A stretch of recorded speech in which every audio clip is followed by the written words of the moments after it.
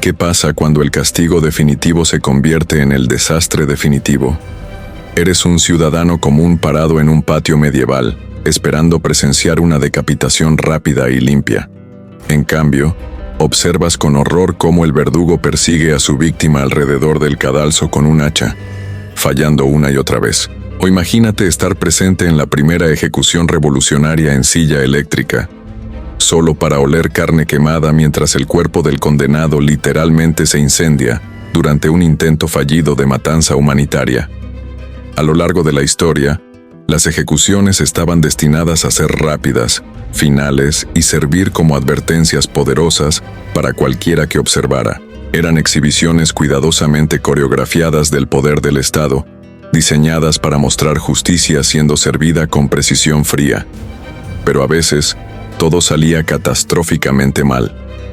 Estos desastres a menudo cambiaron el curso de los métodos de ejecución para siempre. Expusieron la realidad bárbara detrás de los intentos de la sociedad por matanza civilizada, y a veces provocaron las mismas reformas que eventualmente abolirían las ejecuciones públicas por completo. Pero ¿qué sucede cuando un verdugo falla 11 veces consecutivas contra una anciana de 67 años? ¿O cuando una cabeza cortada rueda por el suelo mientras los labios aún se mueven? Prepárate para descubrir las ejecuciones que salieron tan horriblemente mal que se volvieron más aterrorizantes que cualquier crimen que las causó. Los actos que no pudieron encontrar su marca, los fuegos que se convirtieron en comedias, y las máquinas que cocinaron vivas a sus víctimas. Porque lo que estás a punto de ver no es solo historia, es el manual perfecto de cómo el poder absoluto puede convertirse en humillación absoluta. Tomás Mendoza, cronista real de la Corte Española, 1588. Recibí cartas desde Londres describiendo la ejecución de María, reina de Escocia. Los detalles eran tan perturbadores que inicialmente pensé que eran exageraciones de propagandistas católicos, pero cuando múltiples fuentes confirmaron los mismos horrores grotescos, entendí algo terrible. Incluso los rituales más sagrados del poder pueden convertirse en los espectáculos más humillantes. Cuando se trata de decapitaciones desastrosas, dos nombres destacan en los anales de los desastres de ejecución: Margaret Pole y María, reina de Escocia. Ambas eran de sangre real. Ambas enfrentaron el bloque del verdugo. Y ambas experimentaron muertes tan horriblemente arruinadas que los testigos nunca olvidaron lo que vieron. Margaret Pole, 1541. Empecemos con Margaret Pole.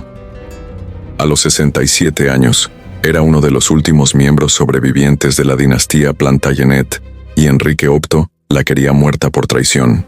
El problema: el verdugo asignado a su caso era un completo aficionado. Los relatos históricos sugieren que podría haber sido un voluntario aleatorio de la multitud, ya que el verdugo habitual se negó a matar a una anciana de noble cuna. Lo que pasó después desafía toda creencia. Cuando le dijeron a Margaret que pusiera su cabeza en el bloque, reportadamente dijo: «Así deberían hacer los traidores, y yo no soy ninguna». Se negó a cooperar. El verdugo inexperto, ya nervioso, tomó su primer golpe y falló su cuello completamente, cortando la parte trasera de su cabeza. Margaret, con sangre corriendo por su cara, saltó y comenzó a correr alrededor del cadalso. El verdugo la persiguió con su hacha como algo salido de un sketch de comedia horrible.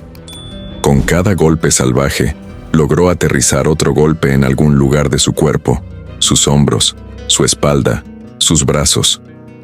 Los testigos contaron al menos 11 golpes separados antes de que la mujer de 67 años finalmente colapsara y muriera. La multitud, que había venido esperando una ejecución rápida y limpia, quedó traumatizada. Algunos vomitaron, otros huyeron. Incluso cortesanos Tudor curtidos lo describieron como la cosa más bárbara que jamás habían presenciado. María, reina de Escocia, 1587. Pero el desastre de Margaret Pole fue solo un calentamiento para lo que le pasó a María, reina de Escocia, 46 años después. La ejecución de María en 1587 se suponía que fuera una exhibición cuidadosamente orquestada de la justicia de Isabel. En cambio, se convirtió en un teatro grotesco de errores que horrorizó incluso al mismo verdugo. El primer golpe golpeó la parte trasera de la cabeza de María en lugar de su cuello. Ella hizo un sonido. Los testigos lo describieron como un gemido que parecía hacer eco a través del gran salón. El verdugo, entrando en pánico, alzó su hacha para un segundo golpe. Este casi cortó su cabeza, pero no completamente. Tendones y una pequeña porción del cuello aún conectaban su cabeza a su cuerpo.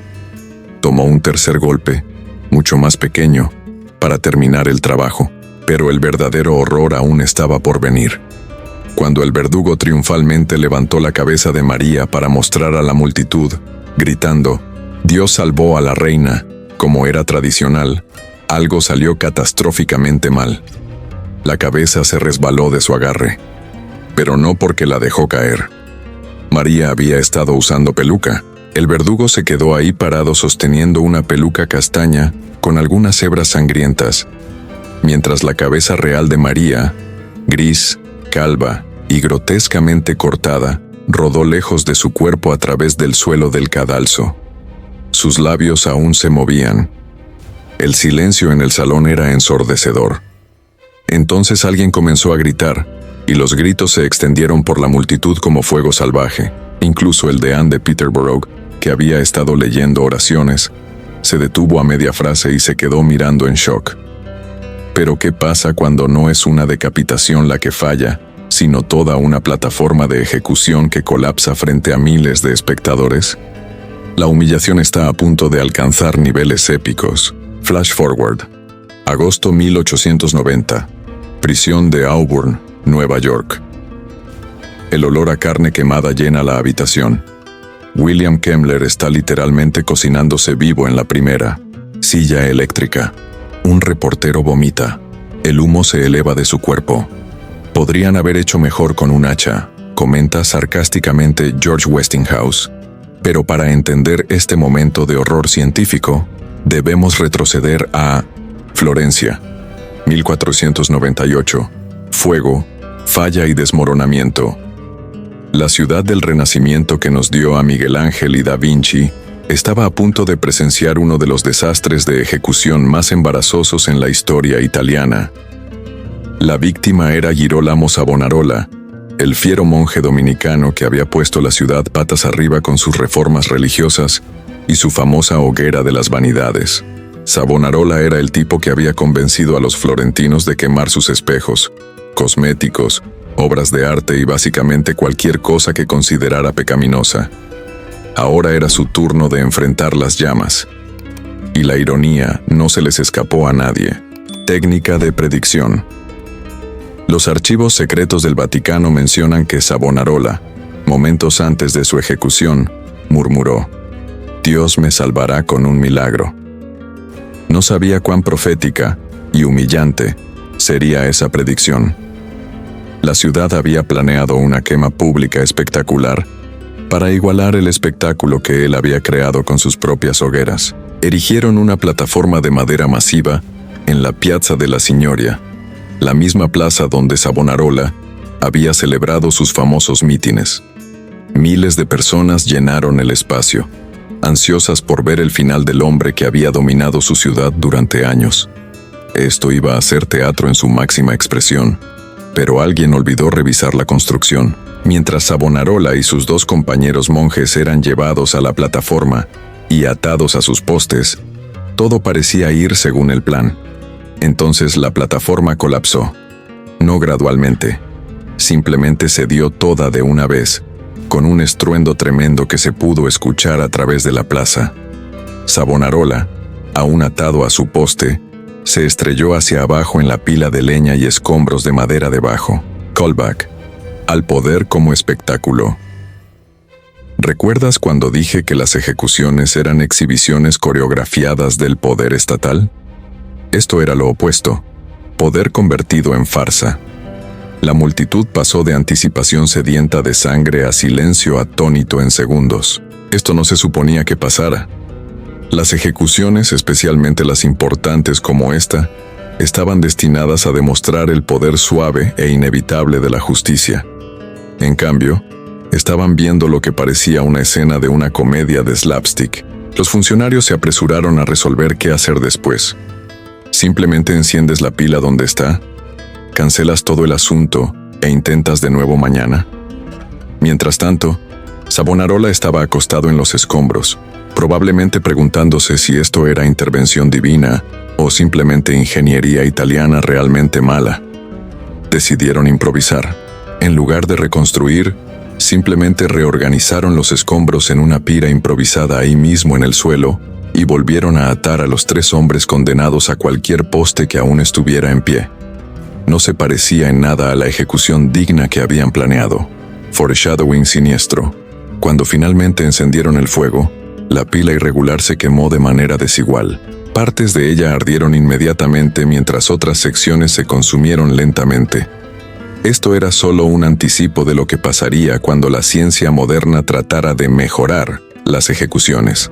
Flash forward again. París, 1757. Robert François Damiens lleva 4 horas siendo estirado por caballos que no pueden desmembrarlo. Está consciente, está hablando. Y 20.000 espectadores están viendo la demostración de poder real más humillante en la historia francesa. Pero estoy adelantándome. El humo, en lugar de elevarse majestuosamente hacia el cielo, se arremolinó de manera impredecible debido a la disposición desigual de la madera. En lugar de salir de la plaza hablando de justicia siendo servida, la gente se fue hablando de carpinteros incompetentes y si alguien se había molestado en inspeccionar la plataforma de antemano. El desastre de ejecución de Savonarola se convirtió en una historia de advertencia que se extendió por toda Italia del Renacimiento. Otras ciudades comenzaron a requerir inspecciones estructurales de plataformas de ejecución y planes de respaldo para cuando la configuración principal fallara. El monje que había construido su reputación en espectáculos cuidadosamente orquestados había creado inadvertidamente un espectáculo final, solo que no del tipo que nadie había intentado. Pero ¿qué pasa cuando la ciencia moderna promete resolver todos estos problemas con la precisión de la electricidad? Prepárate para el debut más desastroso en la historia de la tecnología. Dr. Carlos Mendoza, historiador forense especialista en métodos de ejecución, Universidad de Sevilla. Lo que la gente no entiende sobre las ejecuciones fallidas es que no eran anomalías raras, eran sistémicas. Los registros que hemos desclasificado muestran que hasta el 30% de las ejecuciones medievales tenían algún tipo de complicación seria, pero los gobiernos las encubrían porque admitir incompetencia ejecutoria socavaba la autoridad estatal. Conocimiento interno que cambia todo. El 6 de agosto de 1890, el mundo estaba a punto de presenciar lo que científicos y políticos prometían sería el método de ejecución más humanitario jamás ideado. No más decapitaciones desordenadas, no más ahorcamientos fallidos, no más quemas en la hoguera, solo muerte limpia, instantánea y científica por electricidad. Profesor Miguel Torres, experto en Historia de la Tecnología, Universidad de Barcelona. El condenado era William Kemmler, un residente de Buffalo que había matado a su novia con un hacha durante una discusión de borrachos. Pero Kemmler estaba a punto de convertirse en mucho más que solo otro asesino.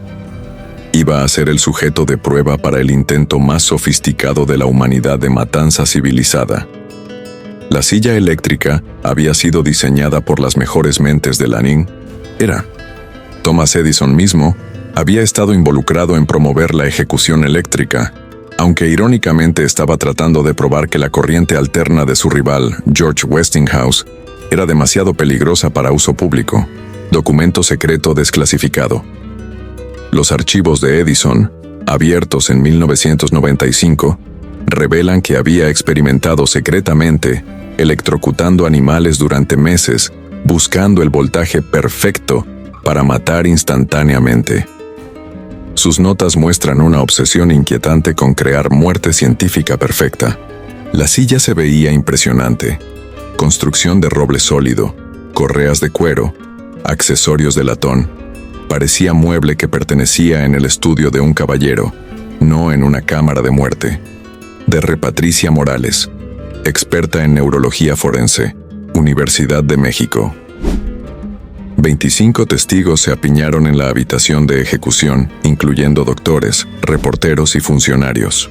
Estaban ahí para presenciar historia, el primer paso hacia un futuro donde el castigo capital sería rápido, sin dolor y digno.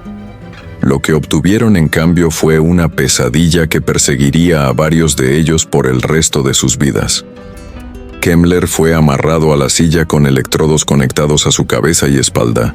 El director de la prisión dio la señal y el verdugo tiró del interruptor. Una corriente de 1000 voltios cursó a través del cuerpo de Kemmler durante 17 segundos. Su cuerpo convulsionó una vez, luego se quedó quieto. «Está muerto», anunció el médico asistente después de revisar el pulso. Entonces, William Kemmler comenzó a respirar de nuevo. Testimonio ocular. Dr. Edward Spitzka, neuroanatomista. Lo que pasó después fue diferente a cualquier cosa que cualquiera de los testigos hubiera visto jamás. El pecho de Kemmler comenzó a subir y bajar.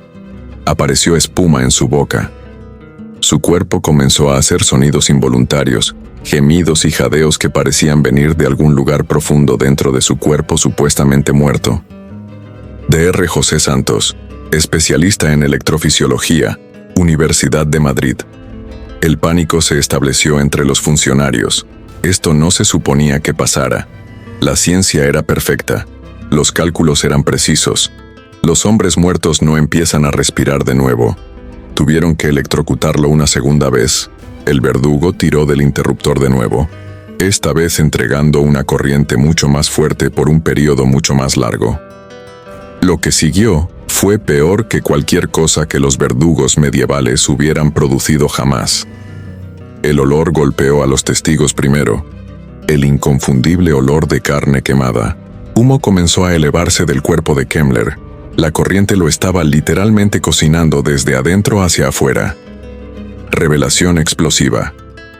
Los registros médicos secretos, desclasificados en 2001, muestran que la temperatura interna de Kemmler alcanzó 138,59 degrees. Esencialmente fue hervido vivo desde adentro. Pero el horror no había terminado. El cabello de Kemmler se incendió. Entonces su ropa comenzó a consumirse. Los accesorios de latón en la silla se calentaron tanto que comenzaron a quemar a través de las correas de cuero.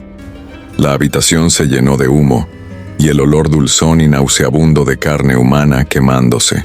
Un testigo, un reportero del New York World, vomitó y tuvo que ser escoltado de la habitación. Un médico que había venido a observar la ejecución humanitaria escribió después que era el espectáculo más repugnante que jamás he presenciado. Cuando finalmente terminó, y tomó completos 8 minutos de principio a fin, William Kemmler estaba definitivamente muerto, pero también lo estaba la reputación de la silla eléctrica como método humanitario de ejecución. George Westinghouse, cuya corriente eléctrica había sido usada en la silla, comentó sarcásticamente: «Podrían haber hecho mejor con un hacha». Pero ¿qué pasa cuando incluso los métodos más antiguos y probados fallan espectacularmente? Prepárate para la tortura pública más larga y humillante en la historia europea. ¿Recuerdas el Hook? Castigos definitivos que se convierten en desastres definitivos. Ahora finalmente vas a entender por qué el peor desastre de ejecución de la historia cambió a Francia para siempre. La tortura de 4 horas 28 de marzo de 1757, París. Lo que estaba a punto de desarrollarse en la Place de Grève se convertiría en el desastre de ejecución más infame en la historia francesa. Un espectáculo de horror que traumatizaría a una ciudad entera y ayudaría a provocar la eventual abolición de la tortura pública en Francia. Callback a la demostración de poder. ¿Recuerdas cuando dije que las ejecuciones eran exhibiciones coreografiadas del poder estatal? Robert-François Damiens estaba a punto de convertir eso en la humillación más pública en la historia de la monarquía francesa. Robert-François Damiens había cometido el crimen definitivo contra la monarquía francesa. Había intentado asesinar al rey Luis XV. Su ataque falló miserablemente. Apenas rasguñó al rey con una pequeña navaja. Pero en la monarquía absoluta de la Francia del siglo XVIII, Incluso intentar regicidio significaba enfrentar el castigo más extremo que el sistema legal pudiera idear. La sentencia era muerte por desmembramiento. Damien sería atado a 4 caballos, uno conectado a cada extremidad, y literalmente desgarrado vivo. Era una forma antigua de ejecución reservada para los crímenes más atroces, y se suponía que fuera tanto rápida como simbólicamente poderosa. El criminal sería destruido completamente, esparcido a los vientos como advertencia a cualquiera que pudiera atreverse a amenazar a la corona. Callback a la incompetencia sistemática. Miles de espectadores llenaron la plaza, incluyendo miembros de la nobleza que habían pagado precios premium por los mejores lugares de observación. Pero desde el mismísimo principio, todo salió mal. El primer problema se hizo aparente cuando trajeron los caballos. Los 4 animales seleccionados para el desmembramiento se suponía que fueran caballos de tiro poderosos, capaces de generar enorme fuerza de tracción. En cambio, parecían más como caballos de carruaje cansados, pasados su mejor momento, y claramente no a la altura de la tarea que tenían por delante. Damiens fue estirado en el suelo con sus brazos y piernas atados a los 4 caballos. El verdugo dio la señal, y los caballos comenzaron a tirar. La multitud contuvo la respiración esperando presenciar la justicia rápida y terrible de la corona. En cambio, los caballos se esforzaron y tiraron, pero no pasó nada. Damiens permaneció intacto, estirado dolorosamente pero muy vivo y completo. Los caballos, en lugar de tirar con fuerza coordinada, parecían confundidos y cansados. Pasaron minutos, entonces 1 hora. Los caballos continuaron su tirón inefectivo mientras Damiens yacía ahí, consciente y sufriendo, pero frustrantemente aún vivo e íntegro. Callback a la multitud traumatizada. La multitud, que había esperado un clímax dramático, comenzó a ponerse inquieta. Los funcionarios se apiñaron juntos tratando de resolver qué hacer. Algunos sugirieron conseguir caballos diferentes. Otros recomendaron agregar más caballos al equipo. Mientras tanto, Damiens estaba soportando agonía inimaginable. Sus articulaciones estaban siendo lentamente estiradas más allá de sus límites, pero no lo suficiente para realmente separarse. Era como estar en un potro de tortura medieval, excepto que estaba pasando en público, frente a miles de personas, y se suponía que fuera su ejecución, no su tortura. Después de 2 horas de este espectáculo grotesco, los funcionarios decidieron intervenir. Trajeron cuchillos y comenzaron a cortar los tendones y ligamentos de Damiens manualmente, esperando debilitar las conexiones lo suficiente para que los caballos terminaran el trabajo. Esto convirtió la ejecución de una demostración simbólica del poder real en algo que parecía más una carnicería pública. El corte ayudó, pero aún no fue suficiente. Los caballos continuaron tirando mientras Damiens, ahora sangrando profusamente de múltiples heridas, permanecía consciente y consciente. Los testigos reportaron que aún estaba hablando, aún suplicando, aún muy vivo. Finalmente, con 2 caballos adicionales, después de más de 4 horas de esta tortura pública, el cuerpo de Damiens cedió. Pero incluso entonces no fue el desmembramiento limpio que se había planeado. Sus extremidades se separaron una por una en un proceso prolongado y agonizante que dejó a todos verdugos, funcionarios y espectadores, traumatizados por lo que habían presenciado. Pero ¿qué pasa cuando incluso la reina de Inglaterra tiene que intervenir a mitad de una ejecución porque es demasiado brutal para soportar? La verdad que nadie te ha contado. Incluso por estándares Tudor, lo que estaba a punto de pasarle a Anthony Babington y sus compañeros conspiradores empujaría los límites de lo que la gente podía tolerar. La conspiración Babington para asesinar a Isabel I y poner a María, reina de Escocia, en el trono había sido una de las amenazas más serias al régimen Tudor. E Isabel quería que el castigo igualara el crimen. La sentencia era el horror completo de alta traición, ahorcamiento, destripamiento y descuartizamiento. Pero había un detalle crucial que convertiría esta ejecución de una demostración de justicia en un espectáculo que horrorizó incluso a multitudes Tudor curtidas. Babington y sus coconspiradores iban a ser cortados de las horcas mientras aún estaban vivos y completamente conscientes, entonces destripados y desmembrados ante sus propios ojos. Esto no era inusual en teoría.